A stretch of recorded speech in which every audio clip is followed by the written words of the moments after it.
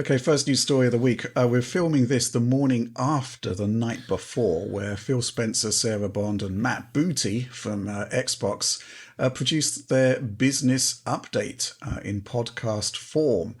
Now, this was quite interesting because obviously over the past few weeks there's been like a gathering storm of controversy surrounding an apparent move from Xbox being kind of like a semi-exclusive platform into more sort of overt plans to go multi-platform. This podcast attempted to address that. I'm still a bit confused about what the strategy is, but there's a lot of other stuff in there that we've got to talk about. Specifically, this concept that every screen is an Xbox, but more excitingly, perhaps, the idea that the next Xbox is being touted as the largest technical leap. John, where do you want to start here? Let's talk about the exclusive side. Obviously, it's been rumoured for some time that titles like Hi-Fi Rush and Sea of Thieves would be coming to other platforms, which makes sense, right? Pentiment is another one. As Phil said in the podcast, these are games that can either benefit from a much larger audience, a much larger community, or they're titles that weren't like quadruple A juggernauts that are system sellers for Xbox, but would find a nice home on other systems. And I think Pentiment is the title that's sort of being talked about.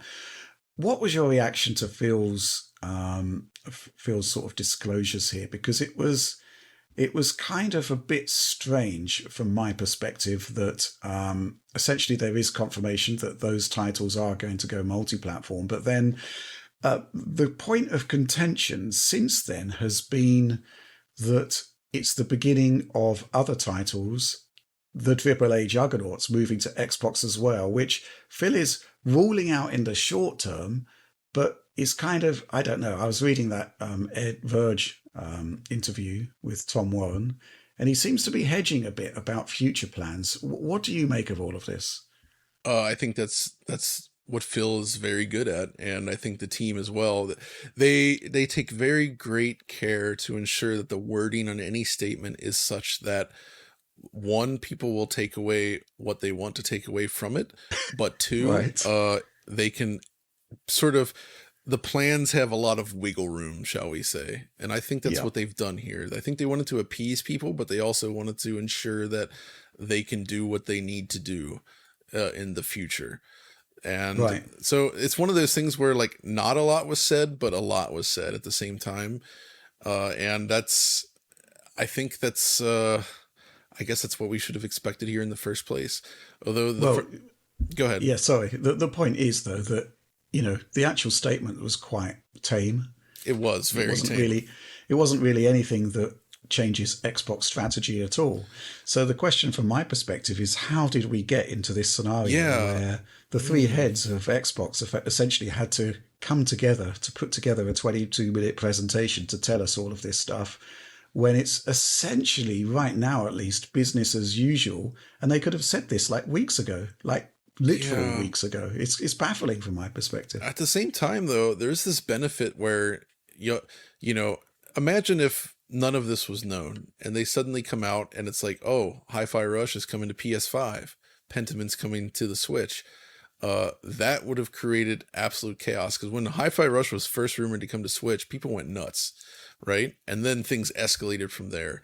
And the fact that it escalated so far and then it was sort of rolled back and it ended up not being what they expected kind of threw a little bit of water on the fire and calmed it down, if you will. And now it's like, oh, it's just those games, no big deal. So in a way, it kind of worked out for them PR wise. Like it's still, this must have been a very difficult situation for them to deal with on the Xbox team because you don't want this kind of unhappy customer base happening. But yeah, in the end, it kind of, I think it kind of just it calms them down for now, and they're basically saying we're going to continue mostly business as usual, but we are looking at different things for the future. But the thing that I wonder, and you saw this, Phil mentioned at the beginning, like, oh yeah, when we originally envisioned this, we would have talked about the Activision Bethesda stuff first, which suggests that this sort of event thing or this talk was planned well in advance, and then those plans changed based on the reaction that people had to these leaks, right?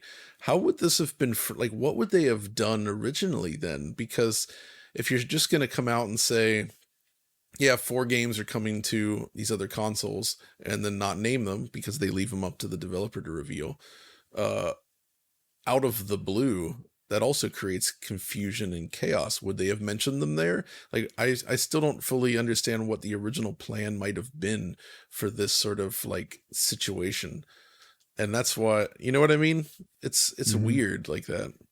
But the whole moving games to Switch, they've done it with like the Ori titles, Hellblade. It's not a big deal. It's the question of whether there's a trend towards more openly embracing multi-platform. And I think people are kind of upset by that. But the bottom line is that, as we shall discover when we discuss the Sony financial results next, it's basically the trend. It's the direction of travel. I suspect that Sony doesn't need to move its titles to Xbox, but it makes sense for Xbox to move titles to PlayStation simply by virtue of the fact that they have got this enormous market. Yeah, I think that's absolutely right. And I think the situation right now is that games are becoming more expensive to make. They're taking longer to develop. And then the world economy and the state of the world is not exactly in a great space right now. And I think companies are trying to find ways to essentially make more money, right? And you might say, well, Microsoft, they're huge. They got to make money. That's what they're trying to do here. And Sony's the same. I mean, they're funding these hundreds of millions of dollars worth of games.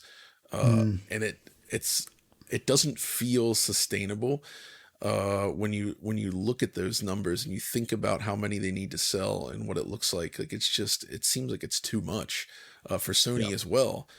And we'll get to the Sony stuff, but on the Microsoft side, I mean, I feel like they're just trying to find a way to strategically push into multi-platform, but doing it without ruffling feathers too much at a time. Because I understand why they would want to do this. Because of all these acquisitions now, they do stand to become one of the biggest game publishers in the world. They already are. They are. They absolutely are. They already are. And like their aspirations clearly place them even beyond that. They want to take these studios that leverage them, and make the most money back on these games. And you need these other platforms to do it, I think. I don't feel like the Xbox install base plus Game Pass is enough to support all these gigantic products they're funding. And that's why they're starting to play in this pool.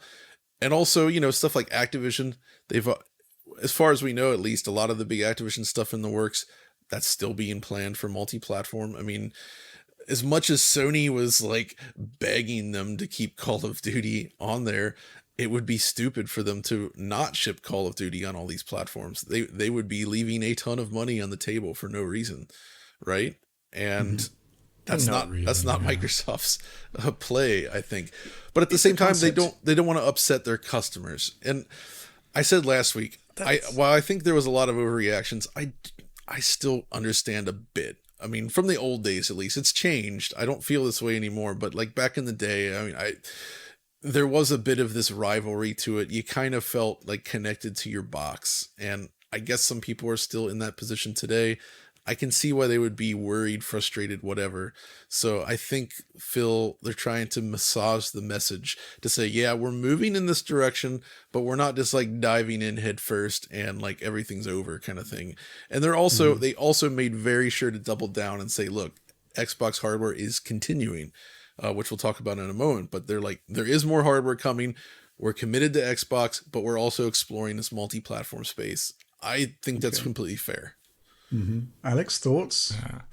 I wish they didn't have to do any sort of assuaging of fears of quote unquote ardent fans. I find it pathetic. I just don't even understand it. Like, the more people playing games that you love is commendable. Developers being able to put it on more platforms, as long as it's not like overly burdening them and making them reduce quality elsewhere, or causing to burn out and things like that. This sounds great. I love it. As long as there's no great technical hurdle to make this possible. Like, I shouldn't expect every game to go to Switch. Right. I shouldn't expect games that use specific input peripherals to work on all platforms, etc. But this all sounds great to me, and I wish they didn't have to do that. for fear of losing the current install base to a degree. I wish that wasn't a thing at all, and I honestly don't know how big of a thing at all it is, because that there was a huge social media uproar about this in the period that we just talked about before, this 2 weeks or so, whatever before. But it's just all about these games, these 4 games which were not named, but they are going to be these things that were cross-plat. Yeah, we know what they cross gen. We know what they are. They're like smaller. Like these are just. This makes the most sense, and having larger install base for these games makes so much sense. Like, I just really don't get it, and I think it's awesome that they're going to start doing more multi-platform stuff. I just the only thing I'd possibly be slightly worried about for the future is just like, okay, so what is the purpose of buying an Xbox? And I think they could sell that more. They could sell that more as part of this discussion. Instead of starting assuaging the fans about the exclusives going away, talk about more what makes Xbox the best place to play these things. I've been saying, I said it last week as well. I think the solution here is to slowly but surely make Xbox and PC become a singular platform. Find a way to leverage that. Make Windows. Well, that's what they're doing, some might say, but they're doing PC ports, which they are plumbing into the PC ecosystem. It is. It's totally different. And into Xbox. Is it though? Because I think it is different. I think it is different because you can load up Forza Horizon on Steam, and then you can play the same game with the same progression on your Xbox. It's pretty cool. What more do you want? The Steam Deck. Xbox playing PC games. We want an also Xbox really that can great. play PC games with the feature. Basically, the Steam Deck is like a console, but more open. And I think Microsoft is the only company in this space that can actually do that still. I think they could leverage Windows in a way to allow it to become a little more open, not all the way open, but more open, something like the Deck even, but really leverage the strength of Windows as a gaming platform because, I know Valve is pushing for Linux, but Windows is still, that's where the games are, right? And I think if they're looking at this from like every screen as an Xbox, they should also consider other ways to get the software onto these boxes and like just open it up a little bit more. Still offer that concise, polished experience. Make Windows more of a gaming OS, make that like Steam OS like interface. That's how you get all these different handhelds in there. That's how you get these new console boxes in there. Just leverage the fact that they're a PC company more in the console space. Because isn't that what Phil's saying that he's going to do with handhelds? They're going to. It sounds that way, right? And I don't think they're going to put Xbox OS on PC. I think they're just going to try and make Windows more amenable to good handheld play, which I think their next console should be that as well. I think it should all be one style of device, a PC basically. Get rid of the dedicated box in there because look, if you're getting rid of discs and physical media anyway, which they're going to do, like screw it. Just get rid of the whole console concept and just turn it into a PC because the PC is now at a point where that actually works and is a compelling reason. You want to sell Xboxes, I think that's the one way to do it. That's a differentiator that Nintendo and Sony won't match. You've got to make something that people really want, like a piece of hardware that's cool and has these types of features. You're like, whoa, you can do this on a console? I think that gets people talking again. And I think Valve has continued to prove this with the success of their Steam Deck hardware is that people like this stuff. I mean, we've seen like even like Japanese support and everything, like that stuff's opening way more up on the PC side. The Steam Deck's popular over there. Like they're breaking into these new markets. And I think Microsoft could really leverage that to create something new and different. You'd have to get them invested into the Xbox ecosystem. But if you have an open platform, what's to stop them just not going to Steam and all of that? Who cares? All of those 30%. Sell their games on Steam. Well, the point is that they would not be able to subsidize the handheld then because the handheld subsidies are paid for by Xbox revenue. I guess it's just like then what makes the Xbox I think unique? If they had like, basically a new tier of hardware, I mean, let's say that they do make a PC handheld, but it is using Xbox OS and there's like a new tier of hardware similar to the way there's S and X now, but there's a handheld tier, an H tier if you want, or an M tier for mobile. And it's like a new class of Xbox, basically, that developers have to target, which is similar to, the capabilities of Steam Deck or Switch 2 or whatever. That would kind of make sense, and it would be a pretty cool device, and you might get some of the advantages or more of the advantages of that kind of bespoke approach to tailoring to a specific piece of hardware. So I'm going to be curious to see what they do on the handheld side.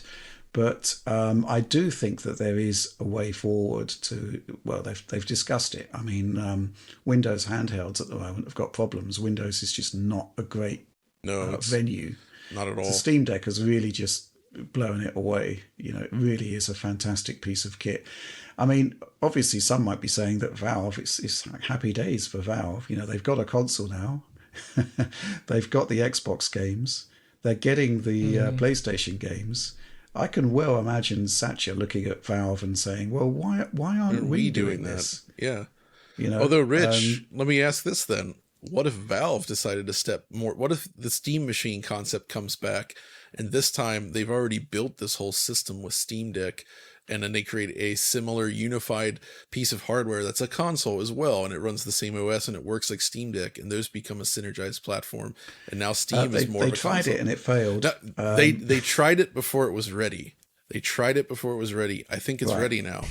Things have changed a lot on Linux gaming and the Steam OS front because of the deck. Mm-hmm. It's not the same situation as it was when they tried before, right? Yeah. I'm not convinced. I'll be honest with you. I think they could do it. I think that the PC market is an order of magnitude higher already, and they are the key player in that market. So they don't really stand to gain much. I mean, it's kind of crumbs from the table almost. I would say, compared to what they've already got. So Rich, just really briefly, what do you think then in the future is, since we think this is like the first opening of a gate that'll become a deluge over time of all titles essentially being multi-platform? I think that's very reasonable. But like, then how do they differentiate Xbox in the future? Well, that's a good question, because you're going to need a console to drive the subscriptions. You need a focus for it, because I don't think PC Games Pass has actually done the job that they thought it would do, which is to give them that mass exposure. I mean, I'm not quite sure what the Steam installed base is. I seem to recall a figure of something like 113 million users. I might be wrong there. Yeah, it says 132 monthly active users on Steam. Monthly active That's a users. lot. That's a lot. Monthly that's active. Basically the whole lifetime sales of like PlayStation 4. Yeah. Right? And that's happening every month. That's insane. Yeah, I mean, that's basically what I think Microsoft would like to be, right? They got to fix their interfaces first then. There's a lot of work to do on Xbox for PC. I'm kind of sort of always surprised at how little traction there is there. But even so, I mean, they're doing a lot right. I mean, I love this idea of an ecosystem that, with proper cross saves and whatnot, but not everybody on Game Pass buys into it, which is a bit problematic, I think. I think the whole challenge facing people like Sony, Microsoft, is that the total addressable market is not increasing, right? The total amount of users playing console games, Microsoft says it is, mind you, but, is it, in terms of console sales, doesn't seem to be the case. So how do you, access those wider markets? PC Game Pass, I'm not sure it's been as successful as Microsoft hoped. We've now got a figure of 34 million Game Pass subscribers, which includes Game Pass Core, which is basically, the basic Xbox Live Gold. The target, I believe, Game Pass Core, then, does that not include the actual access to games?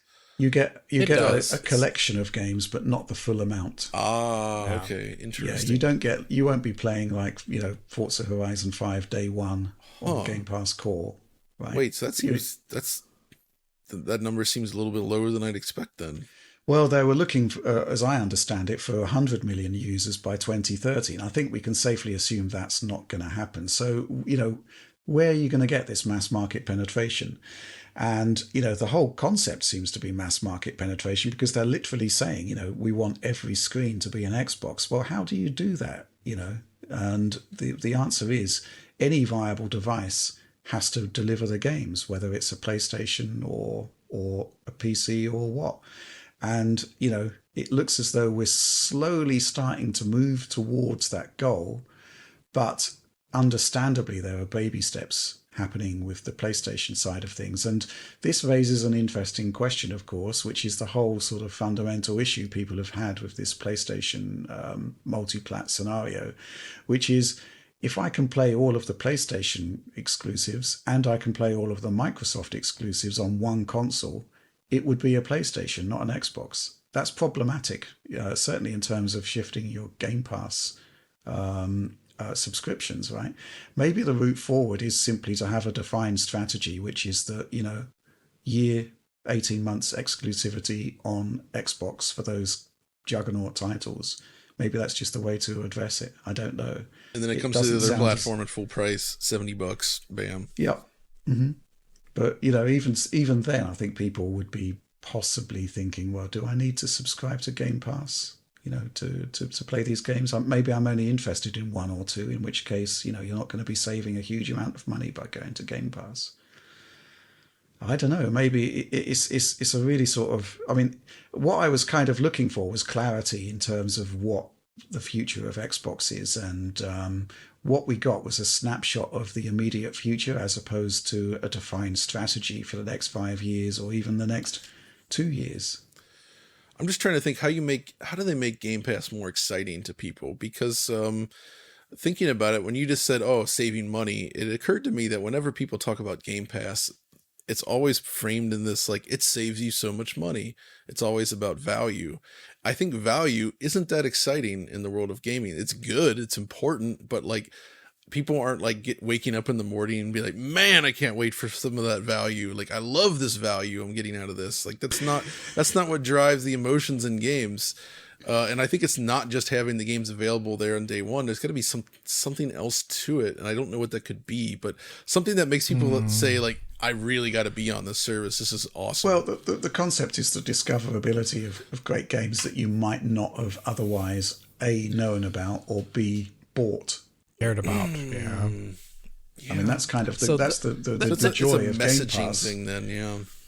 I think, though, that them making it more exciting on Game Pass isn't really a core issue, just because they've already sold apparently these 34 million Game Pass to an addressable part of the Xbox market, which is the only place where it really matters. PC is not, they don't have the market penetration there, apparently.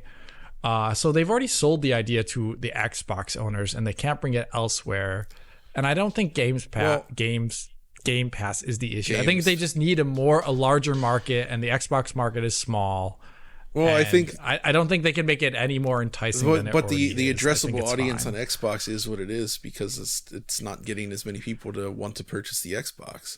And I'm trying to think, like, how do you get people? I don't know if Game Pass is the maybe reason that's why not. people aren't wanting to purchase the Xbox. I think it's a lot larger than that. I just think that the Xbox not selling well is the core of all this, and the market not being big enough to. I would love if they could somehow even make Game Pass even more special in some way. But I don't think that's the core issue. No, I know. It's just it's weird when you think about this stuff, because I look back at like the Wii U and the Switch. Like, Nintendo was fundamentally making the same types of games and experiences on the Wii U as that they would do on the Switch, but the Wii U was a gigantic failure. The Switch was not. And you think about all the things that changed between those. Obviously, the hardware plays a large role, but there's just something about. It really feels like the messaging, the face the company puts on, the way they put the hardware out there, the way they sell the features, ended up being like the thing that did it. And that made it click in a way that it didn't for the Wii U, despite their actual software strategy not really changing it all that much, right? Nintendo on Wii U is the same as Nintendo on Switch, I would argue. A lot of things changed, I think. First of all, they came up with a console concept that actually resonated with people. The Wii U was like a half step towards that, right? Like, it was kind of like it just didn't work. It wasn't a mobile system, and that's basically what I think sells it. It's the fact it's a mobile system and it's got access to all of these games. But more to the point, they were kind of blessed with Switch in that people bought into the concept, And then there was no shortage of games to bring across because essentially the entire Wii U library, in addition to all of their new efforts, in addition to the fact that they brought together mobile and console gaming into one area, it basically, solved all of the issues, ticked all of the boxes, and it became something immensely desirable, right? So I think that's what I feel Microsoft kind of somehow missed with the Xbox Series transition. Where like Xbox One, it was certainly not a Wii U. Let's not say that. It was successful, but I feel like this was their opportunity, and it feels like a lot of little things went wrong maybe early on that prevented it from becoming as appealing.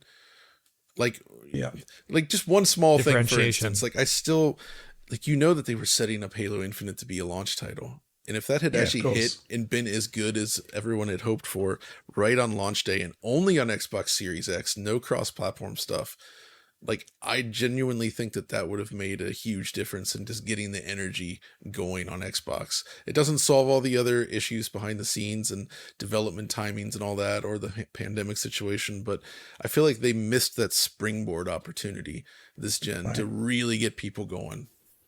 We'll talk about the new console, or the largest technical leap, in a moment. But first of all, let's talk about some supporter questions. This one from Richard, not me. It would be funny just to pose questions myself and then answer them, or ask you to answer them.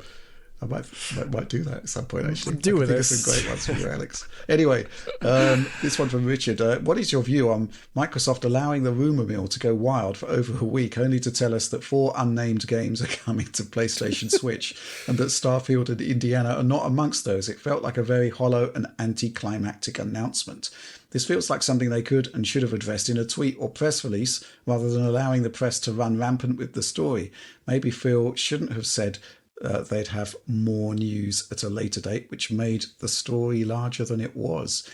I do think there was definitely a communications issue here, right? Because the concept of, good but not exactly juggernaut games going to other systems, it's not something that's new. They've done it before, that it could have just been stamped out. I think the issue is, and maybe I'm completely wrong here, but maybe there were plans to accelerate the transition to other platforms more quickly. That leaked out and caused the meltdown. And maybe there was like a change of plans. Who knows? I mean, but it does seem very, very strange. And this is exactly a point put forth by Miss B and Crap and Shits. I think we know where that was going. Did Microsoft backtrack due to the rumour backlash, or are they just amazingly incompetent at communication, letting the rumour fire burn uncontrolled? Rumour fire. The rumour fire, I do think, could have been quenched a lot sooner if this was the plan from the get-go, right? Why sit back and watch this, happen? It's just a bit baffling. Ishrak says, not a question, just that it's extremely rogue for Microsoft to make such a huge announcement on its podcast.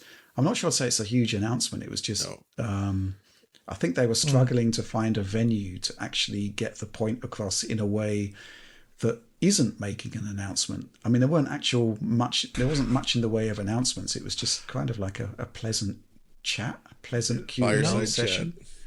I just want to say, PlayStation does these things with just a really kind of boring blog. Yeah, the PlayStation blog. The PC version, that's a blog. Stupid blog. Yeah, exactly. Yeah. There is, things just drop on the PlayStation blog, and it's like, okay, let's get on with it. Yeah, what the heck? No drama. It's so awkward. It's just like a drama-free zone. It's quite refreshing. One thing I am going to say in counter to that, though, is after this podcast, Phil actually did interviews.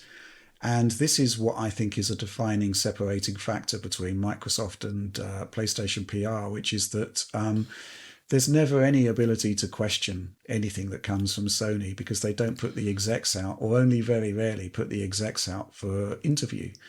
And in the wake of this, we had journalists questioning Phil about all of this stuff, and that's the way it should be. So I do want to give Phil kudos for that. I bet, Rich, that it all stems from that famous Jim Ryan interview where he said, who would want to play those old retro games or whatever. Because that thing that has continued to come up time Yeah, and time absolutely. again. Sony They're has probably- got an iron tight They're grip like, on the nope, we're not narrative. doing that anymore. Final question from Mevlud Sabashvili. Excuse me if I've got the pronunciation wrong there. I usually do. Hi DF exclamation point. What do you think of a simple solution to Microsoft's problems? Just buy PlayStation. This way we will get the best services and the best first party titles. Also, Microsoft will get dominant console platform and PlayStation won't have to drag Sony along. Everybody wins! Exclamation point. Yeah, I can just imagine, basically the hoops that Microsoft had to jump through to acquire Activision Blizzard King, the court cases, the gigantic amount of money that was spent, and it's just not going to happen again, is it? I mean, this would be a fundamental challenge to competition, and it would just never happen. Also, yeah, a big American company acquiring a large chunk of a Japanese company like that, just no way. Not going to happen. Not like that. It's happened in the automotive business, though, right? Yeah, to varying levels of success. But only when the industry was in absolute free fall and there was no other way forward. Yeah, pretty much. And hey, maybe that'll happen here. I don't know.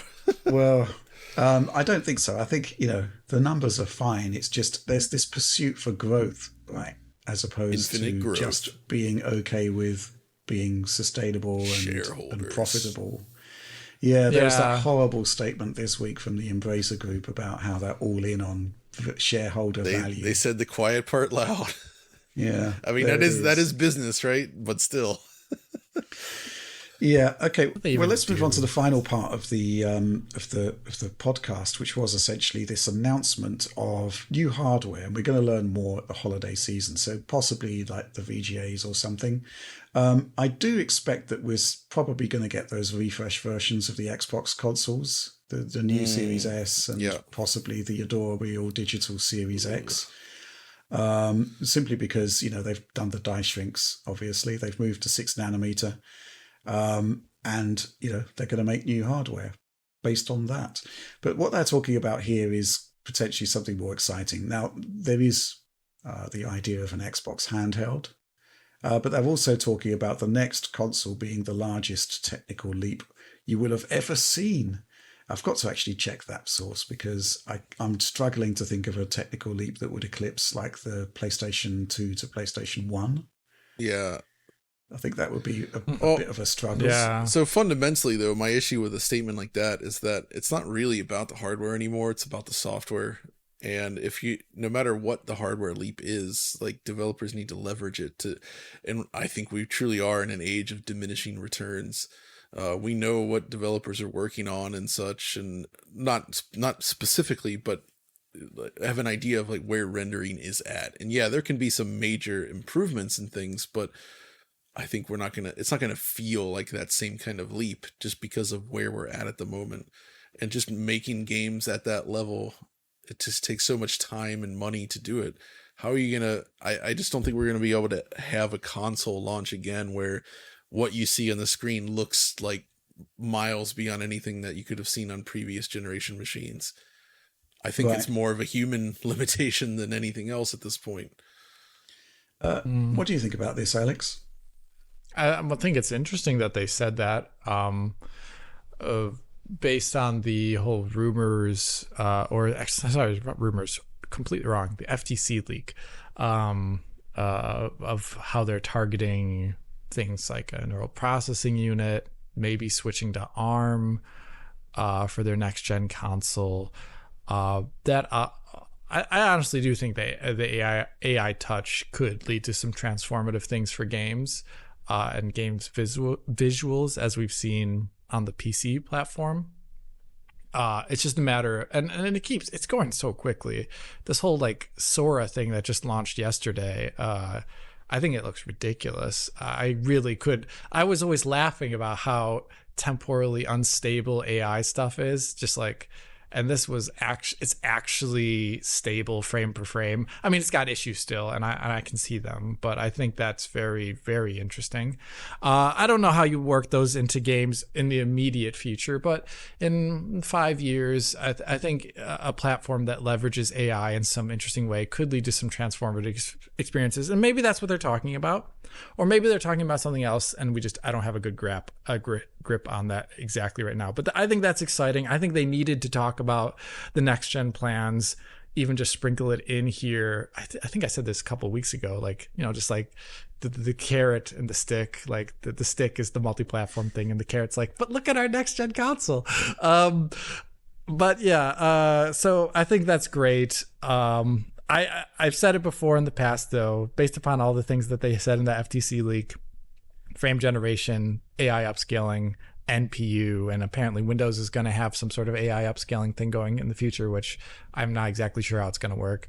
I think going with NVIDIA for next gen would actually be an interesting differentiating factor, because the Series X and the PS5, like the things that Series X does better than PS5 in the games we've seen so far, it's like been like slightly higher dynamic res, which is practically invisible, to be honest with you. And then like there's the occasional performance advantages, which have been nice. Like I guess in like, I don't know, Alan Wake 2 was pretty noticeable there, but that's not nearly as exciting as we have an entirely different GPU. We have an entirely different CPU architecture. The stuff that made PS2, Xbox to a certain degree, also like PS3, Xbox 360 so interesting from a technical aspect. So I'm hoping that it's that. Yeah, I mean, how do you do the largest technical leap you will have ever seen in a hardware generation?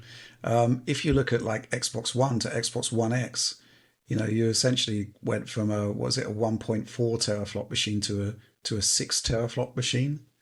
And, that actually translated in some games to like, an actual 9 times increase in resolution.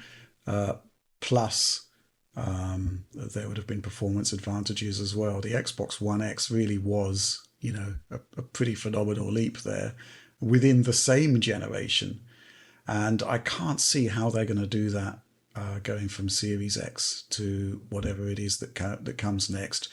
So I think we possibly need to divorce ourselves from the concept that we're going to have a GPU that's going to deliver 5 times the performance or whatever, 8 times the performance, whatever this bar is for the largest technical leap, and basically just go back to the FTC document, which is what essentially outlined what NVIDIA is doing now, which is neural upscaling, frame generation. I mean, it is to the point now where, on these 4K experiences on a 4090, it's, an eighth of the pixels are actually being natively generated. Yeah. And that is where you get your technological leap.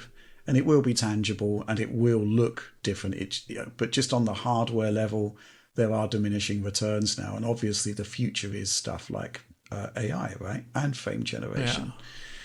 So just one little thing I just thought about when you said that, and I think the hardware limitations for general compute are completely there, but I think, and I agree with that, I just think like instead we use that die space for something else, and the AI stuff comes in that, where you can actually get a much larger than like an 8x multiplier with specialized hardware for certain tasks. Yeah.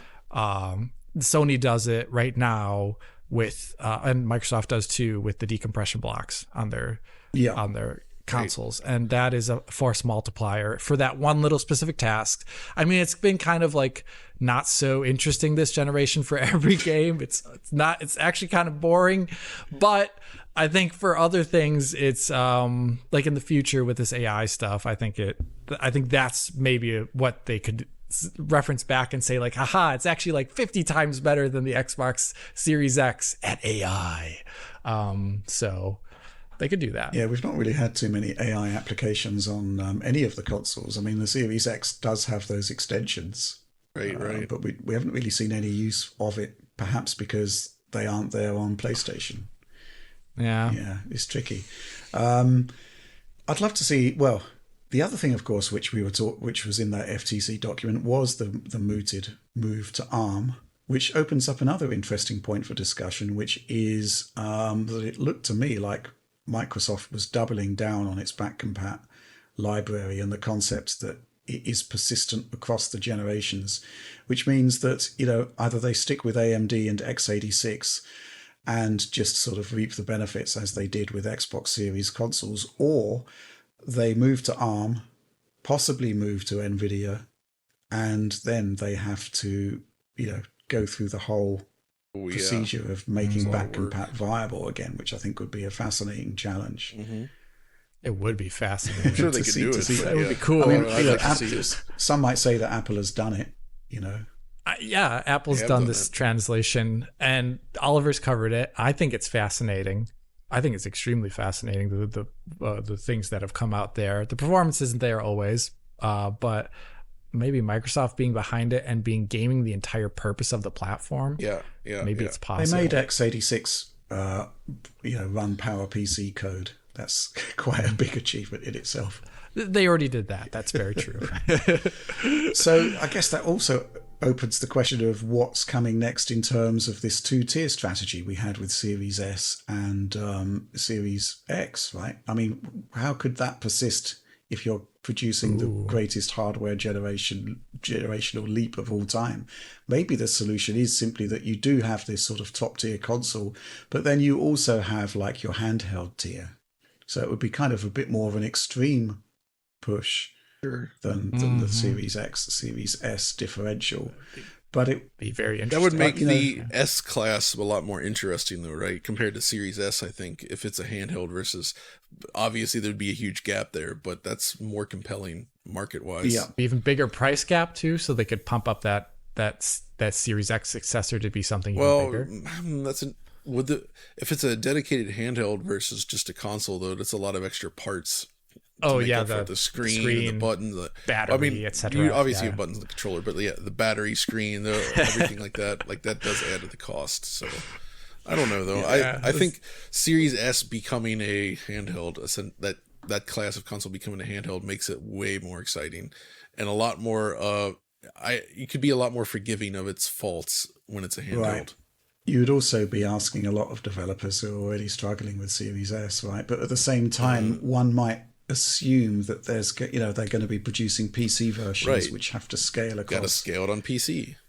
Yeah, a very wide range of platforms there. It's got to scale down to the RTX 3050, 6 gigabyte rich, right? Yeah. That glorious GPU. Or the Radeon 7. Got to run on the Radeon 7. You'll see that my Radeon 7 is now back on its stand at the back there. Because it doesn't work anymore, unfortunately. But maybe we'll be able to rectify that soon. Yes, we'll see. I know you really want to see The Last of Us Part 1. I want to see it. Radeon 7. Absolutely. So do I, actually. Yeah, we all do. We're waiting. Everyone It's does. going to be a special episode. Any more to talk about with Microsoft here before we crack on? I mean, I'm not entirely sure I've learned anything new, except that they're committed to hardware, but they need hardware to drive Game Pass. So it's, it was a given that they were going to be on Gen 10 consoles anyway. It was a given, but people were really freaking out, like, oh, they're leaving the console industry. And I'm happy that they officially basically confirmed, no, they're staying around. They're still producing hardware. I think that's great. And, the idea of an Xbox handheld, I do find it quite compelling, even if it's not as open as you would want there, John. Even if it's more locked down, I'd still be way into it. I mean, consider the PlayStation Vita. It's actually quite underpowered compared to even mobile chips of its generation, but it delivered some awesome games simply because it was a dedicated platform that, developers had to target. And now it's fully unlocked and wide open, baby. You can do whatever you want on the Vita. Fair enough. Gosh. Okay. Is this illegal? Are you talking about illegal It might things? be. I don't know. It's not illegal, just by the way. Okay. It's not. I really am going to be curious to see how they follow up on this. And obviously, we're going to be taking a look at whatever sort of multi-platform games Microsoft come up with.